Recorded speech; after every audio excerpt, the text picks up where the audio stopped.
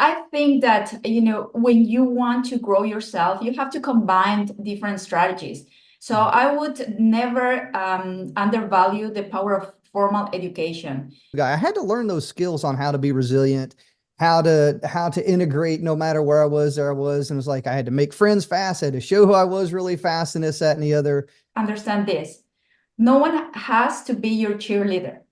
Hmm. So it's okay. If people doesn't understand what I'm doing or why I'm doing something, it's their right.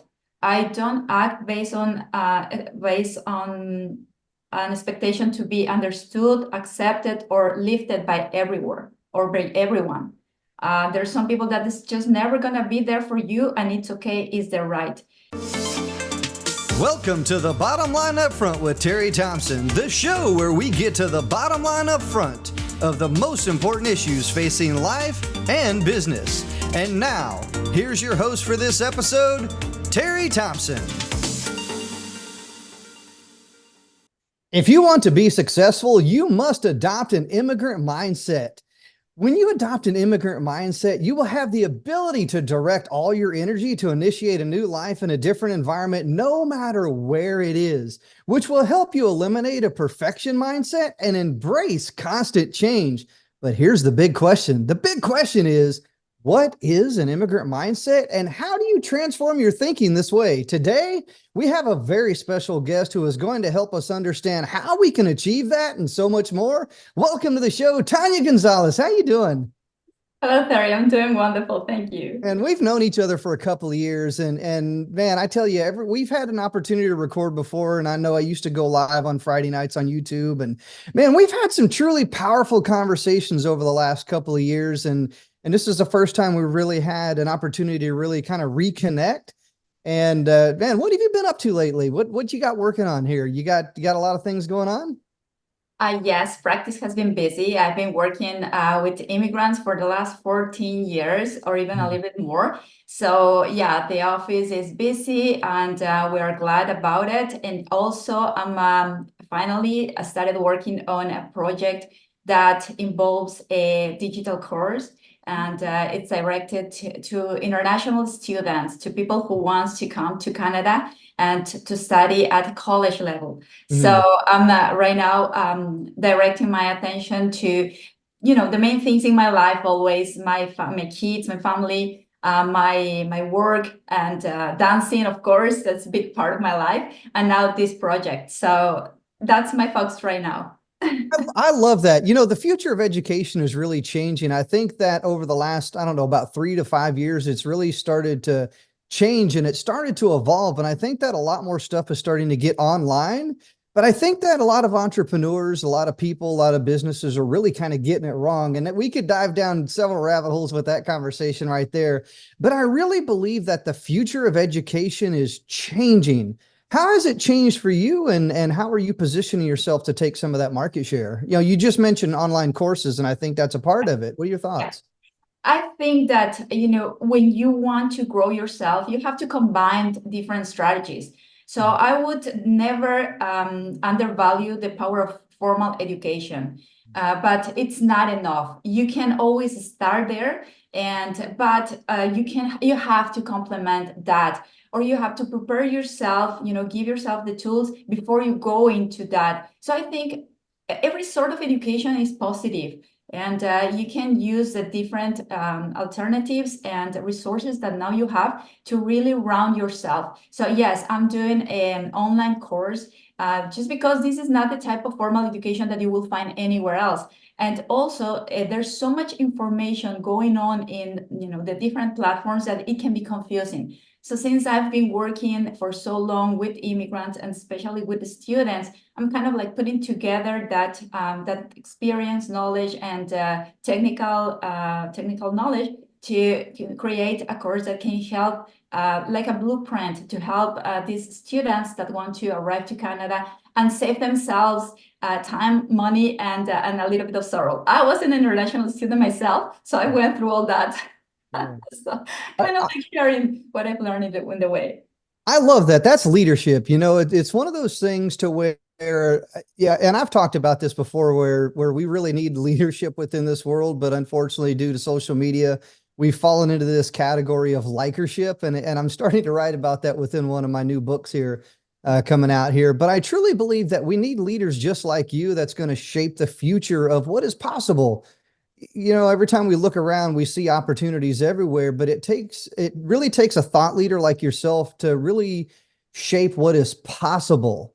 And touching on immigrants, you know, just being a voice for immigrants, I think that's powerful right there. You know, have you seen many other voices for immigrants, or is there enough advocacy for immigrants, or no? Yeah, there is. Well, remember immigrating, it has been a natural process since the humanity is humanity. So, Mhm. of course, there is like very prominent people that advocates for immigrants Mhm. and, that work with them from different dimensions. For me specifically, I work with international students and family, people who wants to live, to work, or to study in Canada. That has been my main focus for the, Mhm. several years. And but there's lots of people that do work for immigrants. Sometimes immigration is voluntarily, sometimes it's forced. As you know, those cases are sad, and they require special assistance.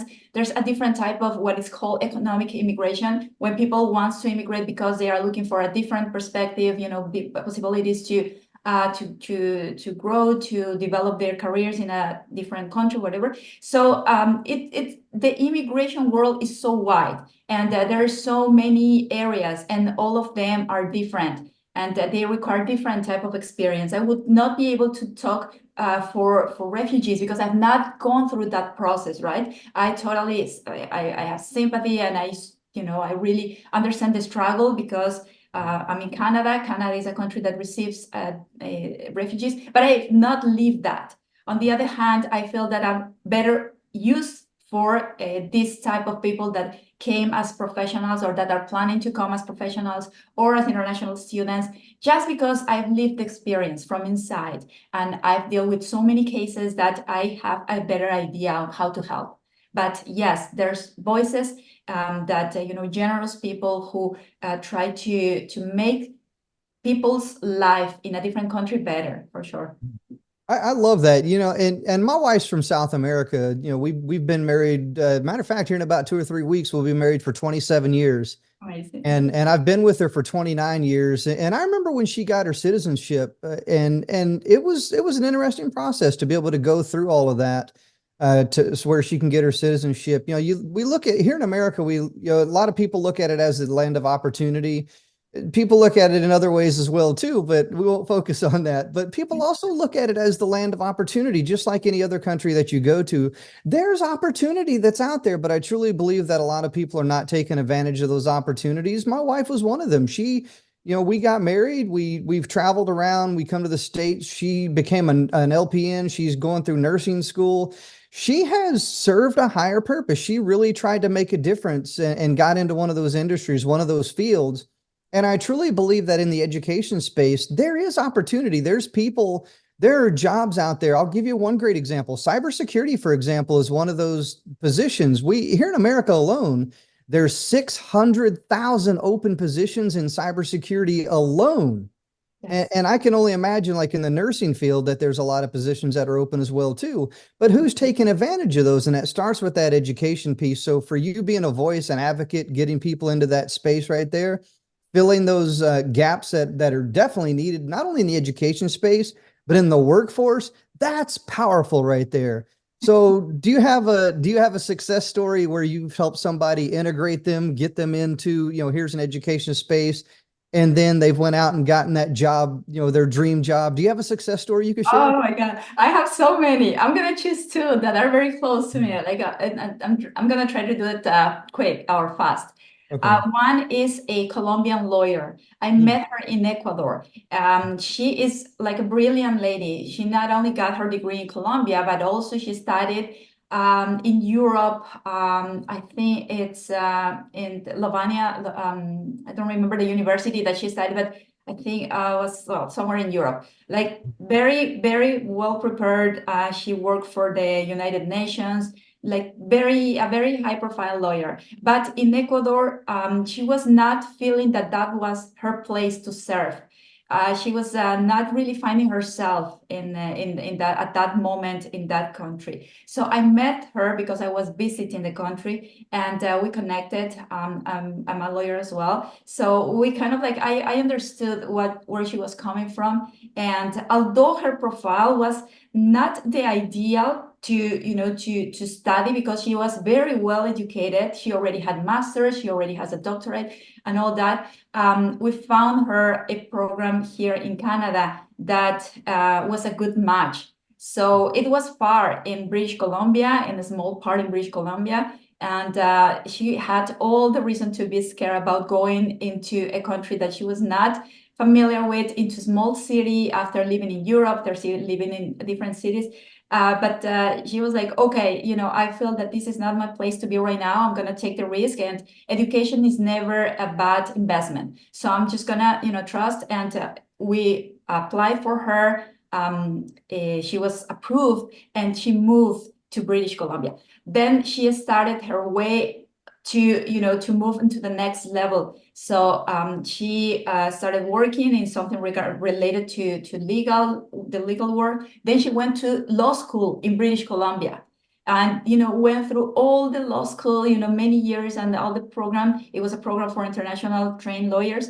She passed, and now she's a lawyer here in Canada. And she works in the immigration field as well. She's doing well. She found love. She found a place for herself. She found where she can really serve the way she wanted. So that's a very nice story, and I love. And the thing is that now she collaborates with me. So since she has a lawyer's degree, sometimes I have files that we don't deal with, for example, refugees and stuff like that. So we send it to her. So that's one. And the other one is a student from Peru that he came, and he settled in Toronto, in Ontario. And when the time comes for him to do his co-op, he asked me, can I do the co-op at your firm? And we don't do that often, to not create expectations with the students that we can offer a job, because that's not what we do. Like, that's not our core business. But we had a very good relationship with him, and I said, okay, yes, let's do it. At that time, I was learning myself about marketing, digital marketing. After COVID and all that, the way we used to promote our services was totally different. After that, I realized that I needed to learn this new world, and that's how I got involved with movement makers, and which is this awesome group led by Evan Carmichael. So I was in the middle of this, and he came right in the perfect moment. So I said, okay, let's start working in the marketing of our firm. And he started to work with us as an intern, and then he became an employee. So, and now he's doing all required to do his permanent residence. So, those are cases that are very close to me, that I've seen from the very first moment when we started the interview, and I asked them, what do you want? Why do you want to move to Canada? And the reason was so powerful that I help all my clients with the same passion and interest, but there are some cases that are special, and these two were very special. Thank you for sharing that, by the way, and congratulations on your leadership and your ability to lift others up. I see it all the time. Every time I look around, I see so many people that are judging people, trying to tear people down, whatever the case would be, and whatever. It says more about them than it does about us anyway. But look, for you to be able to listen to somebody so that you can understand what they're struggling with, and then empathize with them, and then provide a solution, that's powerful. That's leadership, that's service at a different level, and definitely wishing you all the best. Two powerful stories, Tannia. Thank you so much. Now, I grew up in a military family. I grew up 100%. My dad was in the military. My mom was married 4 times. Oh my goodness. She was married 4 times. 3 of those guys were in the military. So I always traveled around in the military. And then one guy was a musician. That's where I get the voice and the music and all this other stuff from. Beautiful. But I grew up in a military family. We traveled around, and it really kind of seemed like every year or two, I was in a new place. I was always the new guy. So if you've heard my story before, you know that I shared this. I'm always the new guy guy story. So I'm always a new guy. I had to learn those skills on how to be resilient, how to integrate no matter where I was, there I was. And it was like I had to make friends fast, I had to show who I was really fast and this, that, and the other. Now, that was really not by my choice. Being younger, I really was kind of drug around quite a bit. But then I joined the military myself. I was like, I don't know anything different. So let me join the military. Then I traveled around for 24 years, retired from the military, stayed as a contractor for 5 years, and then we moved here to Florida after I was done with that. So I've never really had one place to call home. It was like no matter where I was, that was home. I had to get in where I fit in and make the absolute best of it. And there was a few times where I had to kind of stop and drop everything. Really, most all those times I had to kind of stop and leave everything behind, all my friends, all my, people that were really close to me. And we didn't have technology back then. We really didn't. Growing up in the 70s and the 80s, we didn't have the stuff that we have today. So I don't know where none of those people are. I have no idea what the people that I grew up with up to a certain point.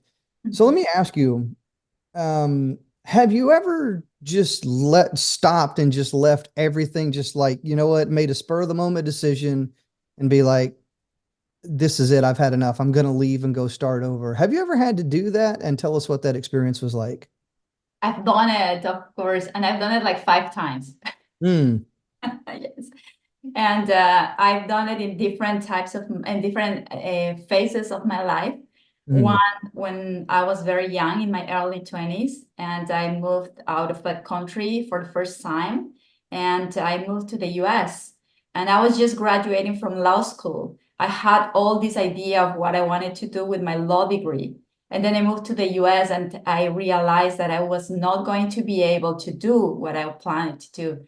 I always picture myself, with my suitcase entering into the Supreme Court to defend clients and stuff like that. But when you are a, international trained lawyer, you cannot apply or you cannot practice in all the areas.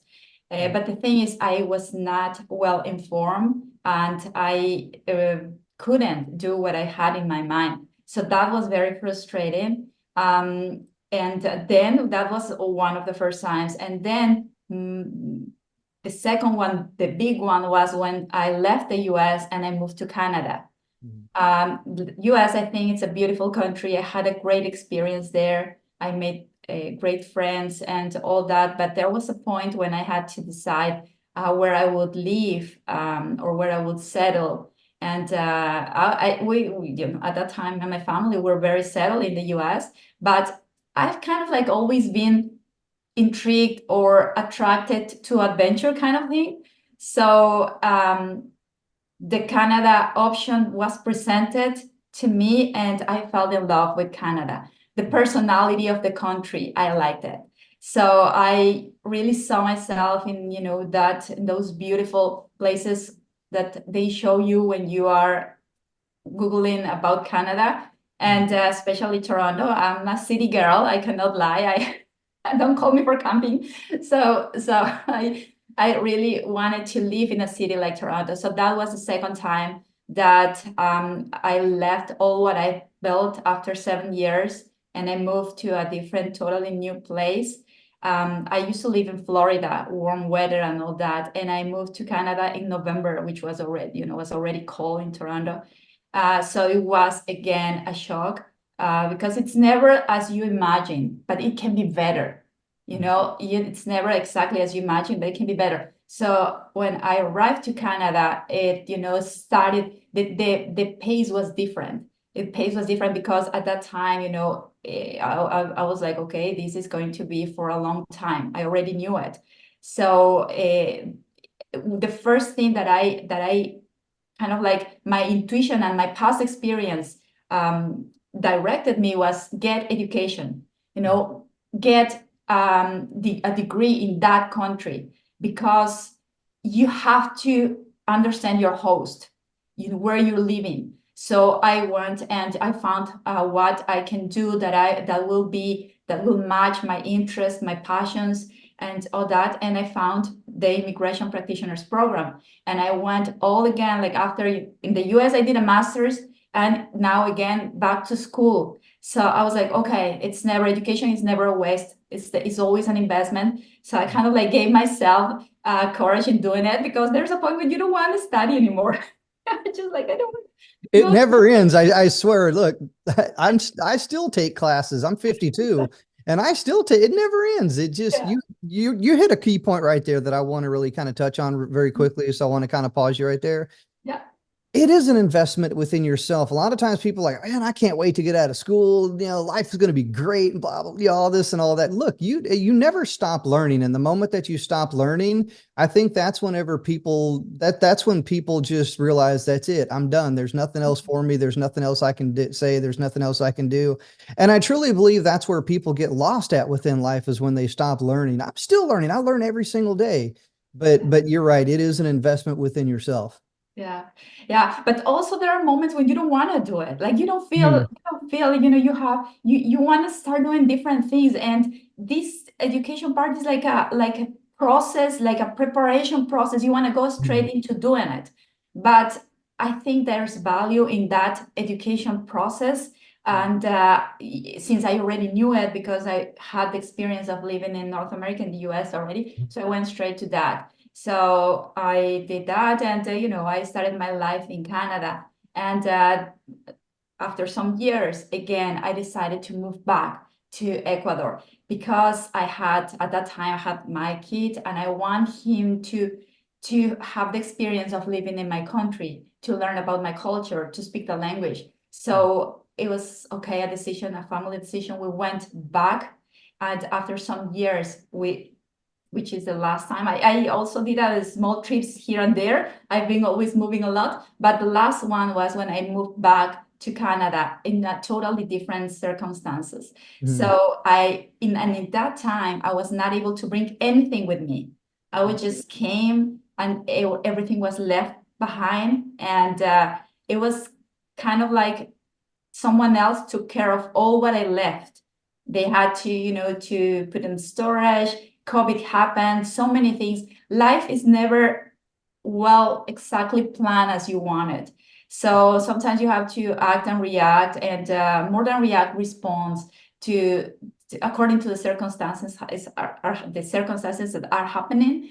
And yeah, the last time I moved was a very different one, in very different circumstances. I left everything behind, not even able to bring anything. I had to start from zero, literally from zero again in Canada. But I've learned from each time. I've learned how is moving, how is to be an immigrant at a very young age, and how is to be an immigrant more recently, when you're already a total adult, right? So I can compare, and I can say that the difference is, maybe one of the differences, when you're very young, you act without much thinking, and sometimes you don't plan enough. And when you are or older, you think too much without much acting.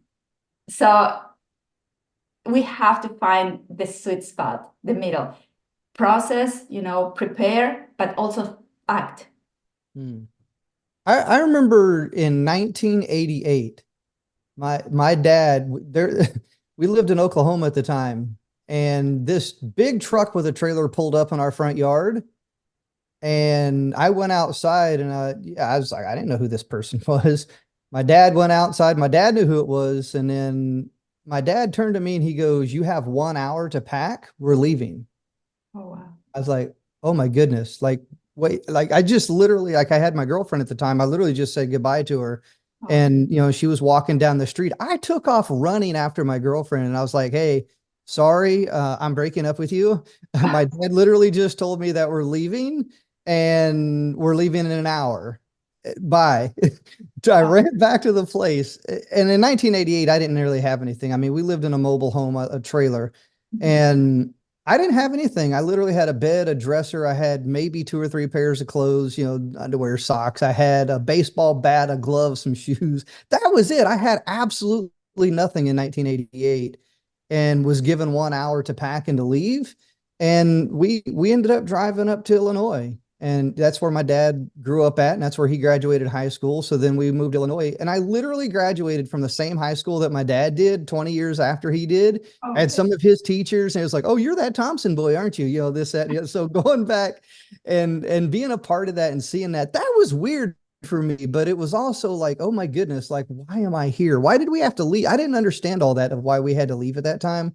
So for me, it was like, wow, I don't know. I have to figure this out, kind of a thing. So it Yeah. wasn't really like an immigrant mindset, but it was like it was like, you know, once again, it was being the new guy. Yeah. Everywhere I was a new guy. But that was really probably the most extreme I have to stop what I'm doing and leave situation that I've ever been in. And it was definitely a hard situation. It really was.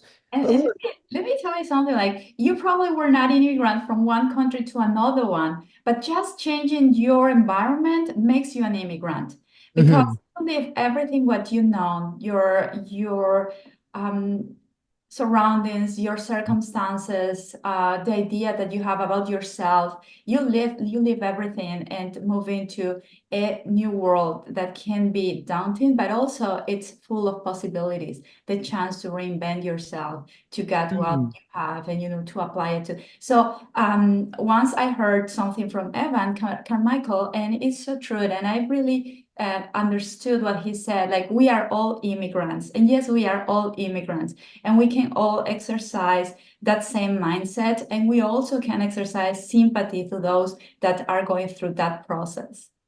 I love that. Now, there's two sides to that coin. I love what you said right there. And there's actually two sides of that coin. You got the immigrant mindset of, you know, you will always do what you always know because you don't know any better. And when you try to go to, you know, a new country or a new town or a new place, new school, whatever the case may be, new job, you will always do what you've always known. But maybe that's the right thing to do. Maybe it's not the right thing to do. But I guarantee you're going to find out really quick what is the right way to do things and what's a different way to do things. I don't really look at any right or wrong. I really kind of look at it as right or wrong for me. But I've definitely been in some situations to where, hey, go ahead and try that out again and see what happens, kind of a thing. I was like, oh my goodness, I had to learn the hard way on a few things because look, I didn't know any better. How do you approach those types of things like that? Because when you leave and go to a different place, you're going to take all your values, all your knowledge, your skills, your experiences with you, but yet you can't do that in all instances. What are your thoughts about that? Okay. I think that life teaches you to travel with essential. Mm, When you travel at the beginning, you want to take everything with you because you associate yourself with the things that you have. But then you realize that the real value association is the relationship with yourself. What you have inside, as you said, I traveled from one place to another. I left everything, but you took what you learned with you. You mhm, took your lessons, your experiences, and that's what it's the most valuable. And so I would say that wherever you go, value the journey that you have gone through to that point because it is important. mhm, That's your evidence that you can do things. Even small, even the smallest things, even the smallest experiences, those build up and can give you the basis to do something else. Everything is a stepping stone. So go to a different place, try, explore, but value what you are, value what you bring to mhm, that place, the value that you are bringing to that place, your culture, your values, what you learned back home. Value that because it is important. And it's important when you go to a place, you always bring a bottle of wine. mhm, So remember what you are bringing and give it generously. So it doesn't mhm. matter where you go, you always have something to offer, which is valuable and is a stepping stone to get somewhere there and somewhere better. I remember when I went to Germany and we had literally just moved in and later on that night somebody had come knocking on our door and I was like, I'm busy. We're packing, we're unpacking, we're moving things around, and here we go. Somebody's banging on my door, and I'm like, what could this be? So I opened up the door, and believe it or not, it was somebody that lived in that area that brought me a red plate with cookies on it, and it was a note like a sheet of paper that told the story of the red plate. And Oh, basically, this story of the red plate, it's like it's a welcoming gift, it's a warming gift. Welcome to the neighborhood, welcome to the building, welcome, to whatever it is. And oftentimes, we don't get that type of a welcome. We really don't. When we go to certain places, we're looked at as within our differences. We're looked at as outsiders. We're looked at as the same. It really kind of depends on your inner circle, who you talk to, who you hang out with.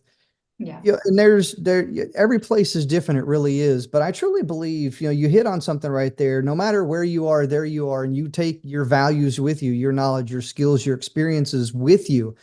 I always tell people what you focus on gets results, whether positive or negative. But I truly believe that you have to live an intentional life. And I heard you talk about living a life by design in the past. And it's one of those things to where I'm intrigued by that. How do you really create that intentional life by design? Mhm. Yeah. I think that, we are like little seeds that we are dropped in the world. Mhm. But most of the people believe that they need to flourish wherever they are. Some others, we believe that that's not our place, that we need to find a way to move where we feel that we can serve better to others and also to our dreams, to our goals. And in doing that, living the comfort of wherever we were supposed to be, of whatever we were supposed to do, in doing that, we start creating a life by design. That's, I think, that, a right that everyone has, but it's not easy to exercise it. It requires, first of all, it requires to challenge our own limitations and fears, and then the ones that the world imposed onto us. So it is a journey. It is a journey, and we kind of like need to learn to enjoy that process of living, of moving, of going towards what we want, and have in mind that we don't know if we will find or we will get to that goal, but whatever happens in the way, it adds value. Mhm. It adds value and allows you to better build the life that you want. So that's when I talk about living a life by design, like every immigrant is going towards that. You are given a life, but you're quite not sure that that's where you want to be. So you start a journey, the process of change, and you go for what you feel it's going to be best for you. And once you are there, you give the best of yourself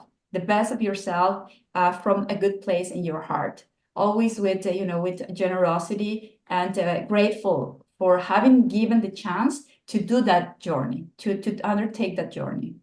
Yeah, I love that. One of the classic lines is if you want change within the world, be the change that you want to see within the world.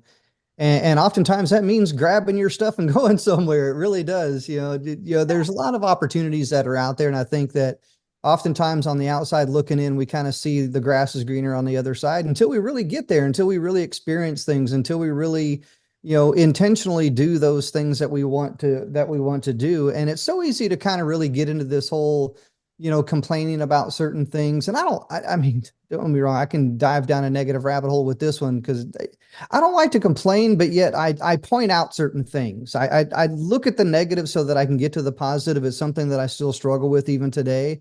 Mhm. And it's one of those things to where I really do. I really look at the negative so that I can get to the positive. I don't really give the negative its respect and it's light, but I have to recognize it. I have to see that it's there just so that I can pivot enough away from it to where Mhm. I can take positive action. And I think that's, for me, that's kind of living a life by design, because there's a lot of things that are really out there.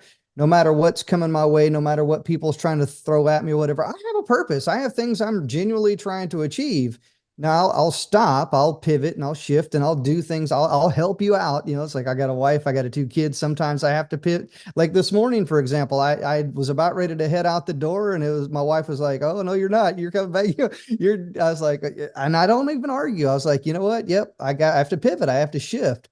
It Yes. wasn't by design, but it was one of those things to where I had to shift and pivot really quickly in a positive way that was loving, empathetic, supportive.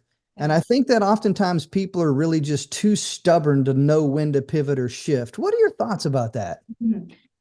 Listening to what you're saying, I believe that growth is not like a straight line.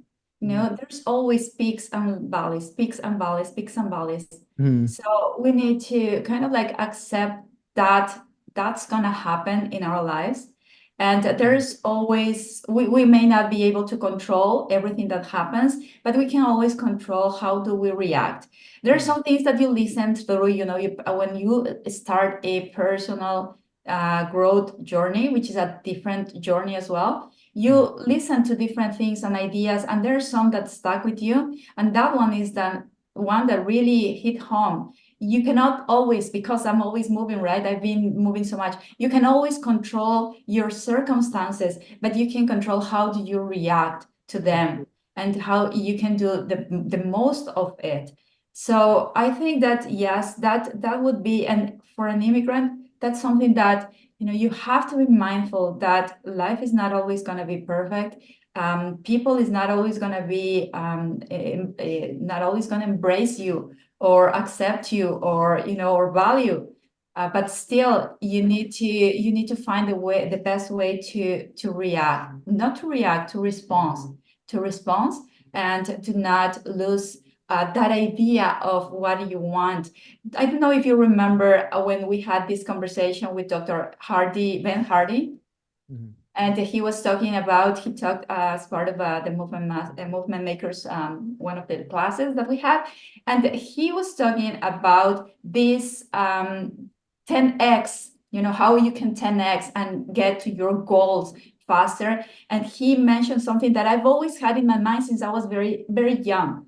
I had an idea of where I want to be, and all the things that would not agree to that, I had to, to clean it out of my way, sometimes lovingly, sometimes more firmly. But those things that were not supporting that idea that I had of what I want in my life, I had to, to move them out of my way. So you have an idea, and you start, or you try to live your ideal life from this point.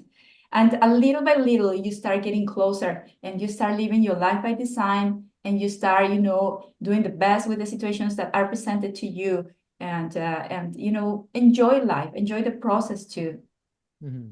I'm actually reading that book right now. I think I'm on like somewhere like page 50 or somewhere between 50 and 60 right now. 10, it's like 10x is better than 2x or something like that. I Yeah. don't remember the title, but I know it's the book by Dr. Benjamin Hardy. Mhm. Great book. I love it. Like I'm diving into it a little bit and starting to read some of it, and it really is. I think that whenever you know exactly what you want to achieve and you're taking appropriate action to achieve that thing, it's so much easier to 10x things than it is to passively or passive aggressive kind of, wish in one hand, like my dad used to say, you can wish in one hand and do whatever, and then the other hand and see which one fills up the fastest. My dad used to say that to me. It was so crazy. But look, I think that people genuinely kind of know what they might want to do, but yet they don't really have a plan. And I think that when you have a plan and you can act intentional and create that life by design, yeah, you may swerve a little bit and get off track or whatever. But I think that when you're paying attention to the things that you're saying, the things that you're doing, you will recognize when you are off track and you can pivot and shift to get right back on track. Yeah. You said something a minute ago that really had me kind of thinking, and I really want to ask, I want to ask this question the right way. Do you think that reacting is being selfish? I think that we can choose between reacting and responding. Mm, And it's like a muscle that we all react sometimes.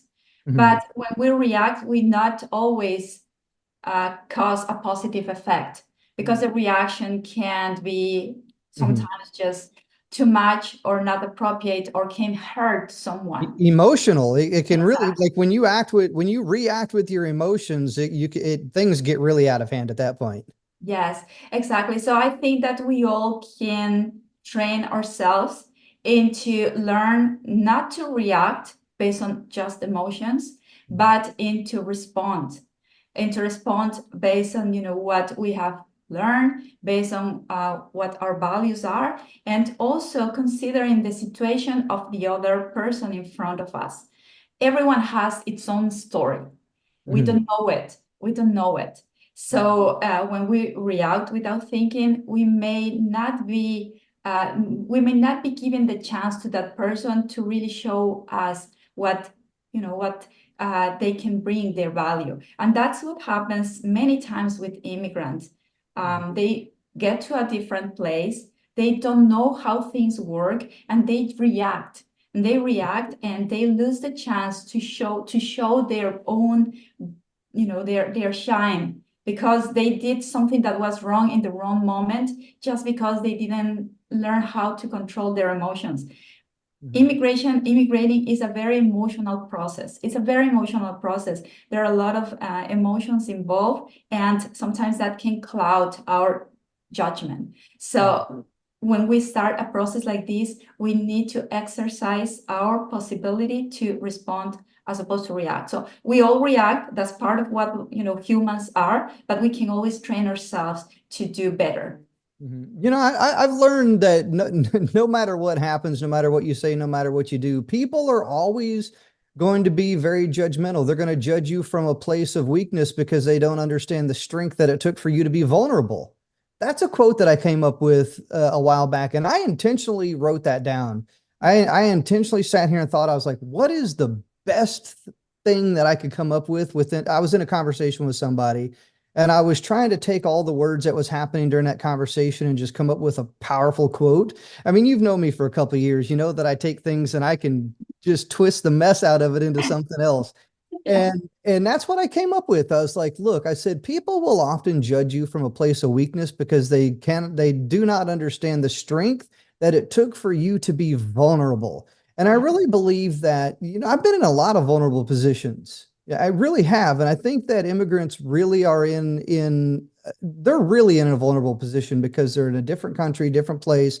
They don't know who's going to say what or how they're going to be judged. Maybe their accent's off. Maybe the way they act is different, whatever the case may be. How do you really kind of overcome I guess the ability, I don't want to use the word ability. How do you overcome playing small because of fear of judgment from others? That's definitely a real fear. Exists. Not only you're fearful to what others would say, but your own judgment, and that's very powerful. I think that my best tool to overcome the fear of judgment from others is to act from a good place. From a good place. So whatever I do it with a good intention. Sometimes it may not work. And if I receive criticism for that, I accept it, I understand it, but I don't go against myself. I try not to beat, myself, because that's falling twice. Not only, you make a mistake, but also you are kind of like beating up yourself for what you did. So whatever I do it from a good place of my heart. I take the risk. It may not work, but in the process, I try not to harm anyone. So if it doesn't work, well, I've learned something. I will accept the lesson, but I won't have let's say, something to question. The worst moments for me is when I've acted against my own values. When I don't believe in something and I do it, when it's not in agreement with what I believe or what I think, then, you put yourself in a very vulnerable position. But if, you act based on what you consider is the best, you have a better chance to overcome any criticism and any failure as well. Yeah. I love that you use the word criticism here, because I think there's a difference between constructive criticism and destructive criticism. Have you ever received destructive criticism, and how did you approach that? it's hard because, as I said, I try to act from a good place and from my heart, and you feel misunderstood when someone credit. But I understand this. No one has to be your cheerleader. Mm. So it's okay if people doesn't understand what I'm doing or why I'm doing something. It's their right. I don't act based on an expectation to be understood, accepted, or lifted by everyone or by everyone. There's some people that is just never gonna be there for you, and it's okay. It's their right. We have to be our own cheerleaders. We have to be our own cheerleaders. People can, react in a negative way. They may not understand what you are doing, even in your family. Even in your family, they have the right to do it. You cannot, cut their right to see the world the way they are. That's okay for them. But you just keep your eyes in the prize and you keep walking. You keep walking, you may not get the prize, but you will get a nice ride at least. Yeah, I love that. Moving in confidence. You have to move. I don't care if I'm wrong in something, although I'll admit if I'm wrong or if somebody points something out, I won't get defensive because maybe they have a different perspective on things. Not necessarily an opinion, because I think there's a difference between an opinion and a perspective. But if someone offers that perspective, I'm like, okay, I'm wrong, or I didn't see it that way, or whatever the case. And I think oftentimes people that's where that question that I was asking you earlier, people react in certain things, and when people say, like, people feel obligated. I've seen it.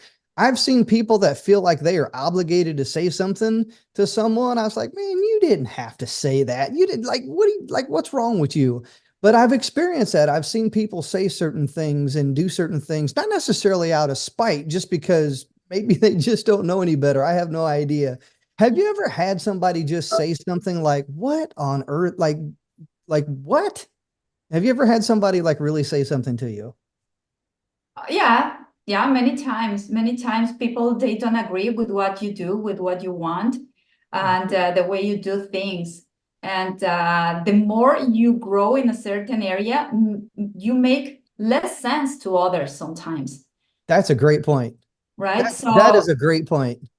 So it's fine. I've learned, and again, the fact that you are an immigrant, sometimes you don't have anyone around you, to support you, or to sometimes you have to make decisions by yourself, just trusting in your own journey. That's why it is important that, yes, you embrace the culture you are, you embrace the country you are, but you keep faithful to your values, and they can change through time because as you grow, they may change, but they have to be consistent with the person you are. So once you have that, that when you have a solid base of who you are, what you want, you understand that people may not agree. You understand that people sometimes may act in a hurtful way, but you also always have the choice to leave that people behind.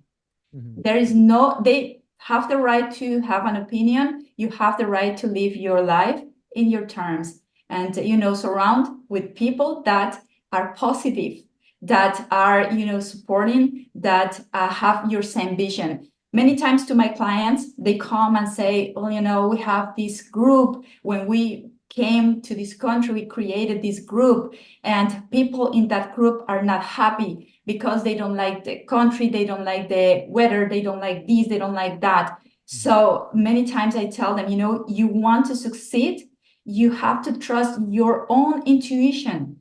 Mm. Get, information, be supportive to others, whatever, but don't allow their fears and their doubts to get you to the floor.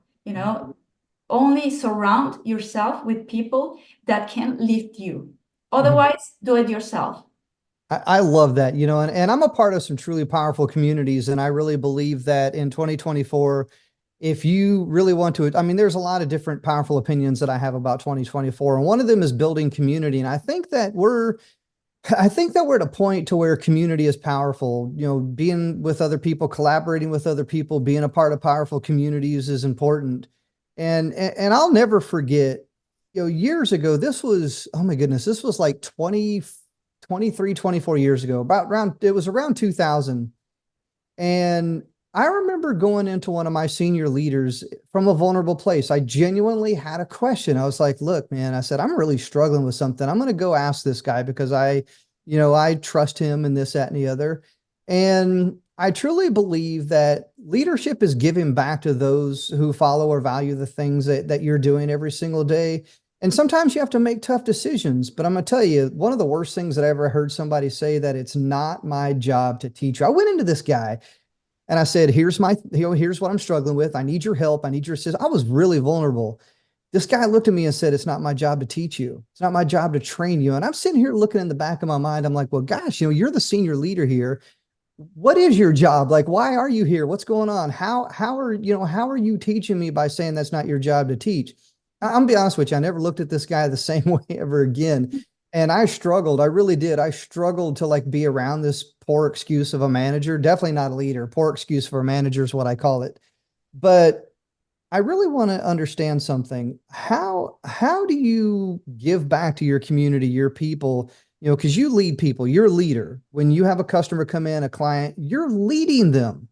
How do you lead people in a way that not only inspires, but empowers them to want to listen to you and want to take action? And the reason why I ask that is because at the end of the day, I could ask you all day long, like what to do. I still have to make the choice to take action on that.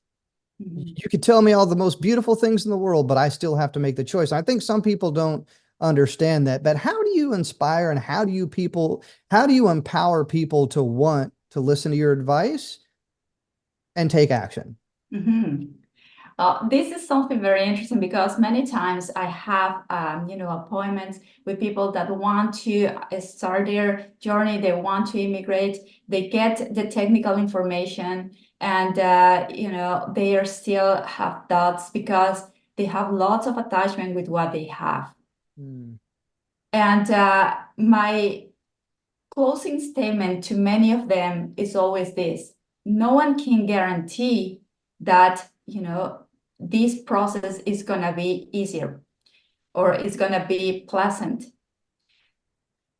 From my point of view, it's worth it. If you put in a balance of probability, if you can live with what you are risking, which is giving a try, compared to a world of possibilities of what you have always had in your mind, it's worth it. It's worth it, the risk. Living is a risk. No one can secure or can assure that you're going to have a smooth ride, but at least you have right now the chance to decide to go for that ride and experience by yourself what you are hearing from others. You cannot live through others. You cannot live through others' fears. You cannot live through others' joys. You have to own. You have to own your possibility to decide. Mm-hmm. And if you specifically meet certain criteria, and you have at least specific requirements, well, give it a try with an open mind. And then if it works, a world will open for you and you can start building from there. If not, at least you know that you tried that path and it was not the right moment for you. Mm-hmm. I love that. You have to at least, give it a try. Otherwise, especially for people who wants to immigrate, they always have that in the back of their mind. What if I had, try? What if I had gone? Because they had that in their heart. Nothing wrong with those who want to stay in their places. It's fine.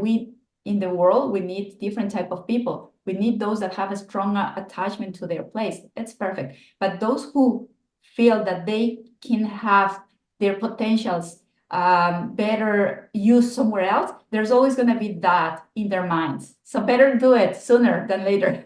Yeah, I love that. You must be willing to let go of the things that no longer serve you so that you can understand the possibilities of things that can. I truly believe that. It's one of those things that no matter where I was, I never really understood, like, why do we have to leave? Why do I have to say goodbye to my friends? Why do we have to move here? Why do we have to move there? Yeah, I remember one year I went to three different schools in one year because we just couldn't figure out where we wanted to live. Like it was in the middle of like my mom divorcing my dad at the time. And it was just one of those things where it was like, we went here, we went here, we went here. And I was like, my goodness, I had to say goodbye to like three completely different schools and sets of friends. And, I can't say that I had an easy childhood. I can't say that I had like a difficult one by no means or anything like that, but there was a lot there. There was a lot to unpack with that. So I can 100% resonate all the things that you said here today. And I know that over the years I've been able to put within my toolkit, my tool bag, whatever label we want to put in it, my brain, the things that I take action on. I've always been able to hold on to those things that serve me well and just let go of the things that just do not serve me. Because I think that oftentimes people are holding on to the baggage. They're holding on to the things that weigh them down. No matter where they are, they're like, oh man, this sucked here, this sucked there. And if you focus on those types of things, they're just going to continue to hold you down and hold you back. And you're not going to be able to enjoy the Yeah. possibilities. That's true. So you said something about, when you are vulnerable, when you are open, you are more exposed to be harmed, Mm, and how immigrants are a vulnerable group, and sometimes they get hurt. It's mm, true, mm, and I would say that we always keep in mind this when we are hurt, and uh, we face difficult circumstances, we can always react and become hard rock, or we can respond and be even more compassionate. I mm, think that's the difficult thing to do, but it's the most rewarding and the right way to respond. mm, Whenever hurts you, whenever something hurts you, the easiest thing is to grow a harder skin. But if you're able to grow a softer skin so others can rely on you, you are really giving back to mm, those that are starting their own journeys.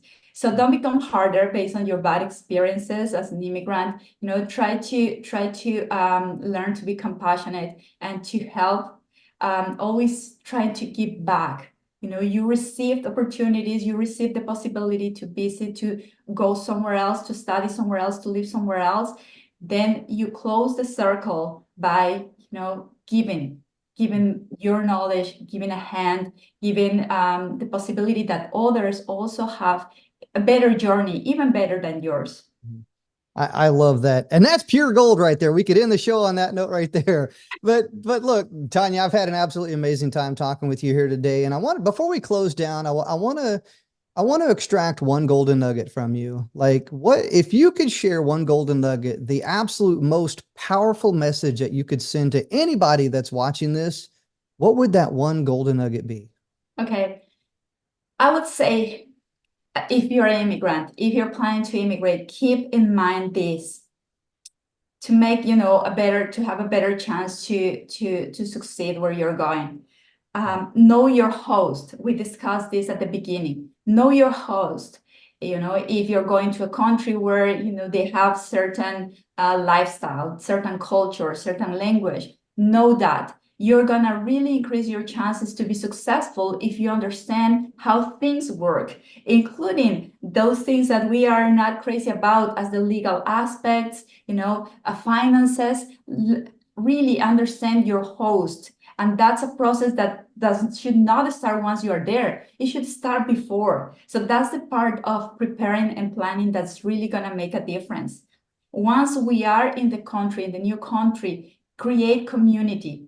Be part of a community, a positive community that lift you up, that can help you to achieve your goals, and be part of that, or become part of that community when you're strong, when you are fine, not when you are lost and confused. You can always look for community at those moments as well, but no, try to do it when you are with a clear mind. The best decisions are made when you're with a clear mind and a light heart. So find your place in that new country, whatever you like. For me specifically was dancing, right? Dancing has gave me community, friends, a different perspective, a way to process my emotions, so many things. So find whatever it is, find it when you arrive. Don't wait until you feel lonely and desperate. As soon as you arrive, start creating community.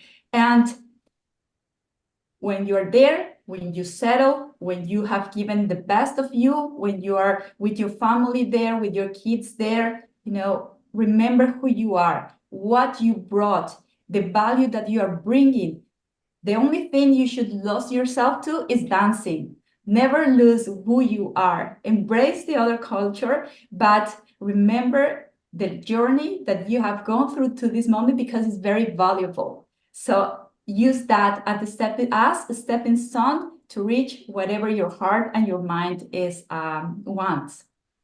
I love that. Like the classic song goes, life's a dance, you learn as you go. Sometimes you lead, sometimes you follow. I love that song. It's one of those things that no matter where you're at within your dance of life, you can either lead, follow, or get out of the way. And that's how I grew up with. It was just like, look, you lead, follow, or get out of the way. Cause I got things to do, man. I'm trying to accomplish some stuff here. And Tannia, I know that you are too. You're a powerful woman. You're a powerful voice, powerful leader. I know that you're having significant influence and impact on people's lives that you touch every single day. Wishing you continued success. So before we go here, is there anything, any current projects, books? You mentioned a course earlier, a website. Is there anything that you would love to share with anybody, and how can they connect with you? Mm-hmm. Yeah, as I mentioned, doing things, getting into action, it is difficult. Doesn't matter how many times you've done it, there's always a moment of doubt. And I had many moments of doubt about, doing this project. In the last year is always busy doing other stuff. Finally, I decided to start this course that it's the way, it's a blueprint for students who wants to arrive to Canada and they want to study. So I'm trying to make easier what can be difficult. I'm trying to save their time and money so they can find, a better way to achieve what they want. So I'm working on that. And I think that when someone asks me how can they connect with me, I like my Instagram, because my Instagram has bits of me, has a little bit of what I do for work, and also I share myself there. So it's Tannia, Tannia Gonzalez, my last name, Gonzlez, Gonzalez, .33. So that's my Instagram. And yes, I would love to get in contact with whoever is listening to this. And if you have comments or questions about life in Canada, about how to study in Canada, I'll be more than happy to answer. Awesome. And I'll be sure to have all the links, relevant links within the description of the video here. And make sure you get connected with Tannia. Look, Tannia, thank you so much for taking time out of your day to join with me here and share some valuable knowledge, skills, and your experience. Thank you so much. Thank you, Terry. It was a pleasure. Have a great rest of the day. Awesome. Well, thank you for joining us here today on the Bottom Line Upfront podcast with Terry Thompson. Make sure you get connected with Tannia. We'll have all of her information in the description of this video, and we will see you in the next video.